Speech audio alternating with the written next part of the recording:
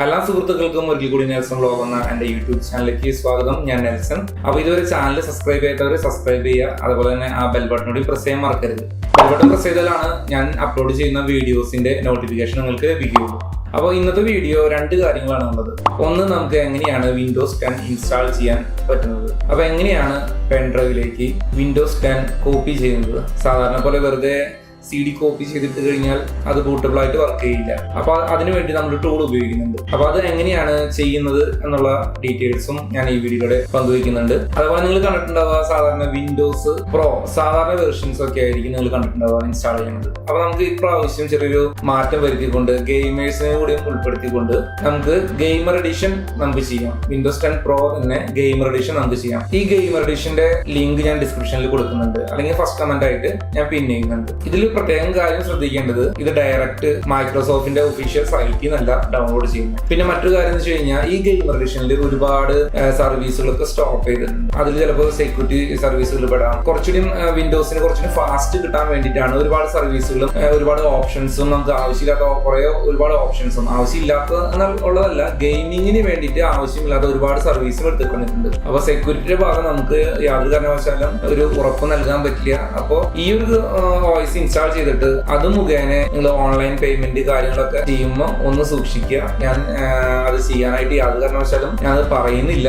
ഒരുപക്ഷെ ഒരുപാട് എഡിറ്റിംഗ് ഒക്കെ അതിന്റെ ഉള്ളിൽ വോയിസിന്റെ ഉള്ളിൽ നടന്നിട്ടുണ്ടാകും. അതുകൊണ്ടാണ് ഞാൻ ഇങ്ങനെ പറഞ്ഞത്. ജസ്റ്റ് ഒരു ഗെയിമിങ്ങിന് വേണ്ടി മാത്രം ആയിരിക്കണം, അല്ലെങ്കിൽ സാധാരണ ഒരു നോർമൽ ഒരു പർപ്പസിന് വേണ്ടി മാത്രമായിരിക്കണം നിങ്ങൾ ഈ PC അല്ലെങ്കിൽ ഈ വോയിസ് ഇൻസ്റ്റാൾ ചെയ്യേണ്ടത്. സാധാരണ ഒരു യൂസർ പോലെ ആവില്ല. ഒരു ഗെയിമർ നമുക്ക് വോയിസ് കാര്യങ്ങളൊക്കെ അറേഞ്ച് ചെയ്ത് വെക്കുക, കുറച്ചുകൂടി കളർഫുള്ളോ അവരുടെ ആ ഒരു ഡെസ്ക്ടോപ്പിന്റെ വെർഷൻ കാണിക്കുക. അപ്പൊ പല രീതിയിൽ നമ്മൾ വാൾപേപ്പർ മാറ്റുന്നു. അപ്പൊ ഈ ഗെയിമർ എഡിഷന്റെ പ്രത്യേകത എന്ന് വെച്ച് കഴിഞ്ഞാൽ, അതേപോലെ എഡിറ്റ് ചെയ്തിട്ടാണ്, അത് കസ്റ്റം ചെയ്തിട്ടാണ് നമുക്ക് വരുന്നത്. മൈ കമ്പ്യൂട്ടർ, അതുപോലെ തന്നെ വിൻഡോസ് എക്സ്പ്ലോർ ചെയ്യുന്ന ഒരു ഭാഗമൊക്കെ ഭയങ്കരമായിട്ട് ഡിഫറെന്റ് ആയിരിക്കും. അതുപോലെ നമ്മൾ പെൻഡ്രൈവ് കണക്ട് ചെയ്യുമ്പോൾ വരുന്ന സൗണ്ട്, അതേപോലെ തന്നെ നമ്മൾ ഡിസ്കണക്ട് ചെയ്യുമ്പോൾ സൗണ്ട്, ലോഗിൻ ചെയ്യുമ്പോൾ ഉള്ള സൗണ്ട്, ഇതെല്ലാം ഒരു വെറൈറ്റി ആയിരിക്കും. അപ്പൊ നിങ്ങൾ എന്തായാലും ഇൻസ്റ്റാൾ ചെയ്ത് നോക്കി നോക്ക്. ഞാൻ അതിന്റെ ഡീറ്റെയിൽസ് ഞാൻ ഡിസ്ക്രിപ്ഷനിൽ ഞാൻ കൊടുക്കാം എന്തായാലും.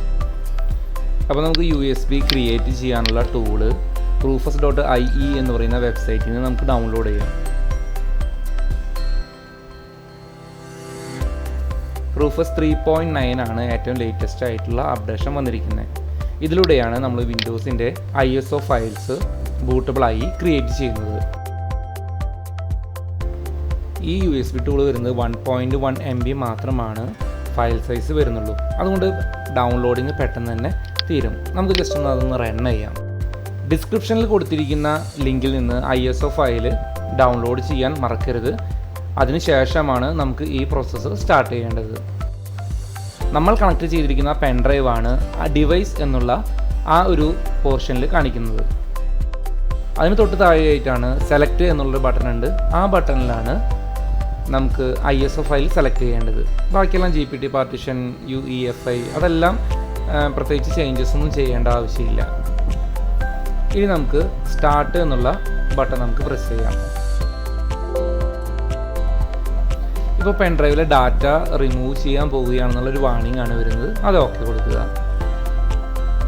ഇപ്പോൾ നമ്മുടെ പെൻഡ്രൈവ് ട്രാൻസ്ഫർ ചെയ്തുകൊണ്ടിരിക്കുകയാണ്. ISO ഫയൽ പെൻഡ്രൈവിലേക്ക് ട്രാൻസ്ഫർ ചെയ്തുകൊണ്ടിരിക്കുകയാണ്.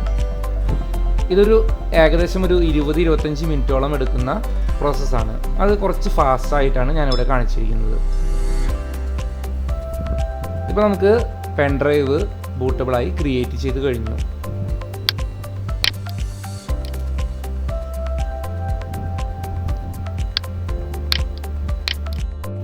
ഇപ്പോൾ നമ്മൾ ക്രിയേറ്റ് ചെയ്തിരിക്കുന്ന ആ ബൂട്ടബിൾ പെൻഡ്രൈവ് നമുക്ക് ഏത് സിസ്റ്റത്തിലാണോ ഇൻസ്റ്റാൾ ചെയ്യേണ്ടത് ആ സിസ്റ്റത്തിൻ്റെ USBയിൽ കണക്ട് ചെയ്യാം.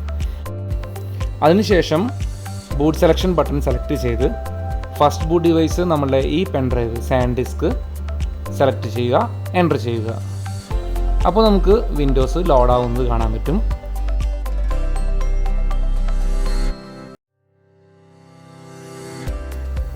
ഇനി ഇവിടെ ചോദിക്കുന്നത് കൺട്രി ഫോർമാറ്റാണ്, അതുപോലെ തന്നെ സമയത്തിൻ്റെ ഫോർമാറ്റാണ് ചോദിക്കുന്നത്.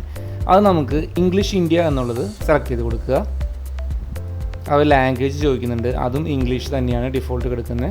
അത് തന്നെ സെലക്ട് ചെയ്യുക. അതിനുശേഷം നെക്സ്റ്റ് പ്രസ് ചെയ്യുക. അതിനുശേഷം ഇൻസ്റ്റാൾ നൗ എന്നുള്ളത് സെലക്ട് ചെയ്യുക.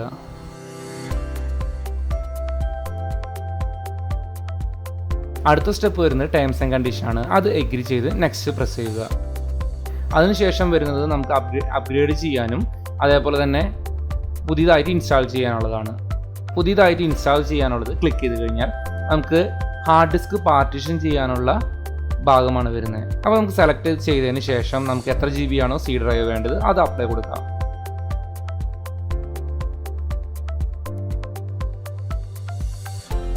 അതിനുശേഷം വരുന്ന വിൻഡോയിൽ നമ്മൾ സെലക്ട് ചെയ്തിരിക്കുന്ന ആ പാർട്ടീഷൻ നമുക്ക് പ്രൈമറി പാർട്ടീഷൻ ആയിട്ട് വരും. അത് സെലക്ട് ചെയ്ത് നെക്സ്റ്റ് കൊടുക്കുക. ഇനി വരുന്ന ഭാഗം കുറച്ച് സമയം എടുത്തിട്ടാണ് നമുക്ക് ക്രിയേറ്റ് ആയി കിട്ടുന്നത്. അതായത് നമ്മളുടെ USB ഡ്രൈവിൽ നിന്ന് നമ്മളുടെ കമ്പ്യൂട്ടറിൻ്റെ ഹാർഡ് ഡിസ്കിലേക്ക് ഡാറ്റാസ് കോപ്പി ചെയ്യുകയാണ്. ഡാറ്റാസ് എന്ന് പറയുമ്പോൾ വിൻഡോസിൻ്റെ ഡാറ്റാസ് മുഴുവനും കോപ്പി ചെയ്ത് പ്രിപ്പയർ ആവാനുള്ള ഒരു ടൈമാണ്. അത് സ്വല്പം അധികം സമയം എടുക്കുന്നതാണ്. അപ്പോൾ ഞാനത് സ്കിപ്പ് ചെയ്ത് പോവുകയാണ്. പ്രത്യേകിച്ച് വേറെ ഓപ്ഷൻസോ കാര്യങ്ങളോ ഒന്നും തന്നെ വരുന്നില്ല.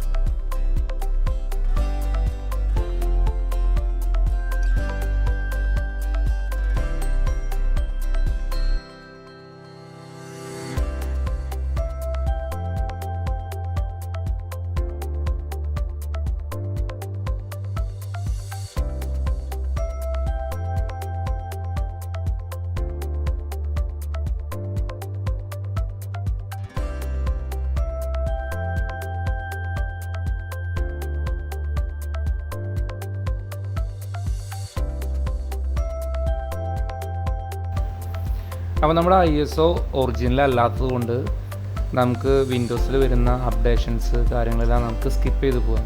നമുക്കത് കൊടുക്കേണ്ട ആവശ്യമില്ല. എന്ന് വെച്ചാൽ നമ്മൾ പർച്ചേസ് ചെയ്തിരിക്കുന്നത് ഒറിജിനൽ OS അല്ല പർച്ചേസ് ചെയ്തിരിക്കുന്നത്. അതുകൊണ്ട് തന്നെ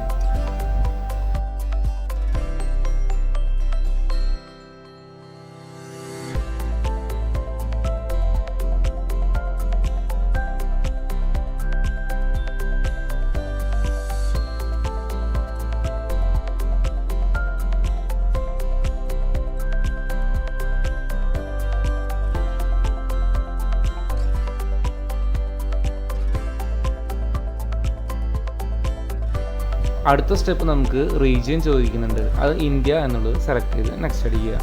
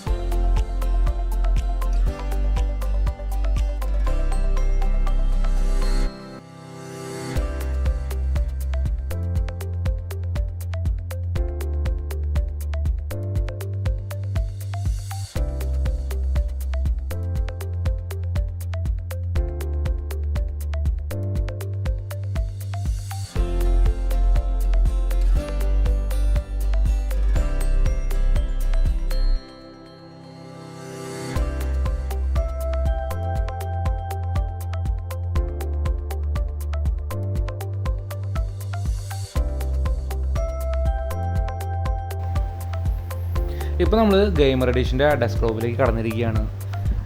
ഒരു റേസിംഗ് മോഡ് അങ്ങനത്തെ ഒരു വാൾപേപ്പറാണ് ഇതിൽ ചെയ്തിട്ടുള്ളത്. അതുപോലെ ദിസ് PCയും അതുപോലെ തന്നെ റീസൈക്കിൾ ബിൻ ഇതെല്ലാം വ്യത്യസ്തമായ ഒരു ഐക്കണാണ് വന്നിരിക്കുന്നത്. എന്തായാലും ഗെയിമർ എഡിഷൻ എന്തായാലും എനിക്ക് വളരെയധികം ഇഷ്ടപ്പെട്ടു. അതുപോലെ തന്നെ വിൻഡോസ് വളരെയധികം സർവീസസും കാര്യങ്ങളെല്ലാം എടുത്ത് കളഞ്ഞ കാരണം തോന്നുന്നു നല്ല ഫാസ്റ്റായിട്ട് മൂവ് ചെയ്യുന്നുണ്ട്.